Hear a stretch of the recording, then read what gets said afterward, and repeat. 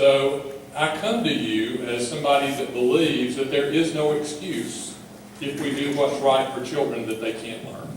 Whether that be special needs, whether that be poverty, whether that be the myriad of excuses that sometimes we use to say why kids aren't succeeding. Is it harder in some places than others? Absolutely. Are some kids more difficult? Does it take more time? Does it take more X, Y, and Z? Absolutely it does. But I'm a firm believer that when we signed on to this in public education, we didn't sign on for it to be easy. And if we're not willing to do the hard stuff, then we need to go do something else. So for those of you who don't know me and are meeting me for the first time, that's my belief system going into this job as state superintendent. And I don't look at special ed children any different than any other child. We're here for all children. And we should be making sure that all kids can learn. There was a quote that I found sometime along the path through this. And if you actually look at my resume, you might think I just couldn't keep a job, but I've actually just been real fortunate. It goes something like this. We can, whenever we choose, successfully teach all children whose schooling is of importance to us.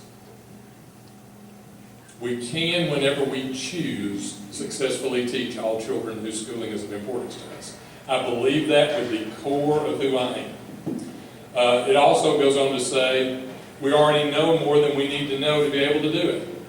There's not a canned program, there's not an X, there's not a Y, there's not anything out there that's going to make this happen other than caring adults, becoming teachers, and making sure that kids' needs are met.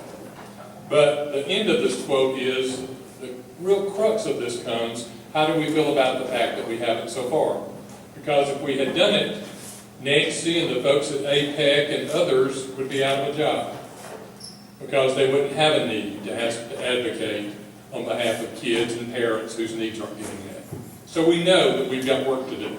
And we welcome Nancy and others who we look to as partners in this work to take us forward. So as Trish said, I became superintendent on January the 1st. It has fulfilled everything I thought it would be and just a little bit more, to be perfectly honest.